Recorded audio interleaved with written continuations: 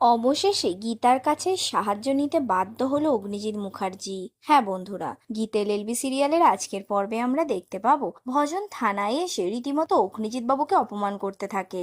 এমনকি সে এও বলে, আপনি যা কেস খেয়েছেন কোনো বাপ আপনাকে বাঁচাতে পারবে না। তখনই সেখানে গীতা এসে বলে, মায়েরা থাকলে কোনো বাপের দরকার পড়বে না। এরপর সে অগ্নিজিৎ বাবুকে বলে, আপনি কোনো চিন্তা করবেন না, একবার শুধু মুখ ফুটে বলুন কেসটা আমি লড়বো। এই পৃথিবীর যদি সবাই আপনার বিরুদ্ধে চলে যায় তাও আমরা আপনার পাশে আছি, দেখুন আমার সঙ্গে কে এসেছে। তখনই সেখানে গীতার বাবা মানে গণেশ বাবু এসে অগ্নিজিৎ বাবুকে বলে, গীতা একদম ঠিক বলেছে, কোনো রাগ নেই আপনার প্রতি, আমি সব ভুলে গেছি। আর আমি এটাও বিশ্বাস করি আপনি খুন করার চেষ্টা করতে পারেন না। এই কথা শুনে ভজন বলে, উনি পারেন, আর এটা আমি কোর্টে ফাঁস করে দেব। উনি কিভাবে কিরণকান্তি বাবুর সঙ্গে হাত মিলিয়ে পদ্মর ক্ষতি করার চেষ্টা করেছিল, গীতাকে খুন করার চেষ্টা করেছিল, সবটা ফাঁস করব। তখন গীতা ভজনকে চুপ করিয়ে অগ্নিজিৎ বাবুকে বলে, আপনি নিজের অহংকার থেকে বেরোন, আমি আপনাকে বলছি সবকিছু আমি ওলট পালট করে দেব।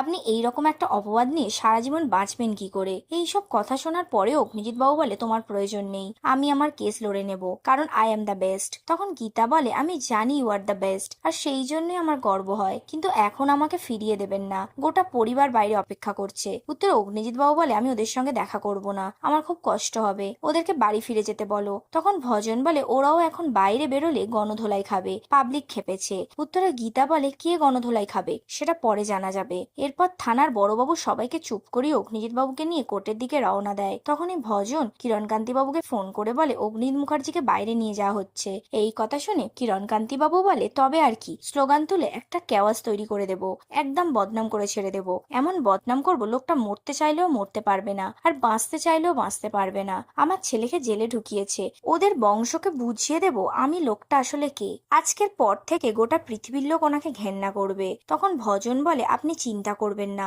কোর্টে আসুন, এবার তামাশা দেখতে পাবেন। তখনই সেখানে গীতা এসে ভজনের হাত থেকে ফোন নিয়ে বলে, আমি জানতাম আমরা বেরিয়ে গেলেই তোমার বাপের ফোন আসবে তোমার কাছে। এরপর সে কিরণকান্তি বাবুকে বলে, আমি জানতাম গর্তের মধ্যে লুকিয়ে থাকা সাপটা আপনি, মাঝে মাঝে গর্তের বাইরে আসছেন, ছোবল মারছেন, আবার চলে যাচ্ছেন, কিন্তু মনে রাখবেন আকাশে ওরা ঈগলের লক্ষ্য আছে আপনাদের উপরে। এই বলে গীতা ফোন রেখে দেয়। অন্যদিকে অগ্নিজিৎ বাবু কোর্টে যাওয়ার সময় তার পরিবারের সদস্যদের দেখে বলে, তোমরা কেন এখানে এসেছো? আমি তোমাদের কোনোদিন থানায় এনেছি? এটা কি ঘোরার জায়গা? এরপর তিনি বাইরে চিৎকার শুনে বলে, ওই দেখো বাইরে সব খারাপ কথা বলছে, আমি কিচ্ছু করিনি, আমি নির্দোষ। আচ্ছা প্রলয় তুই বল, তোর কি মনে হয়? উত্তরে প্রলয় বলে, আমি জানি তুমি নির্দোষ, তুমি গীতার সাহায্য নাও। তখন অগ্নিজিৎ বাবু বলে, নেব না, তুই আমাকে আর বোঝাস না, তোদের জন্য আজকে আমার এই অবস্থা। এরপর মেহেক অগ্নিজিৎ বাবুকে জড়িয়ে ধরে কাঁদতে শুরু করে। তখন অগ্নিজিৎ বাবু বলে, আরে তুই কাঁদছিস কেন? এই কেসের কোনো মেরিট নেই, আমি কোর্টে যাব আর তুড়ি মেরে বেল নিয়ে বেরিয়ে আসবো। এইসব কথা শুনে প্রলয় বলে, দাদা তোমার গলায় আত্মবিশ্বাসের বড্ড অভাব। এরপর সে আবার গীতাকে কেসটা দেওয়ার জন্য অনুরোধ করতে থাকে।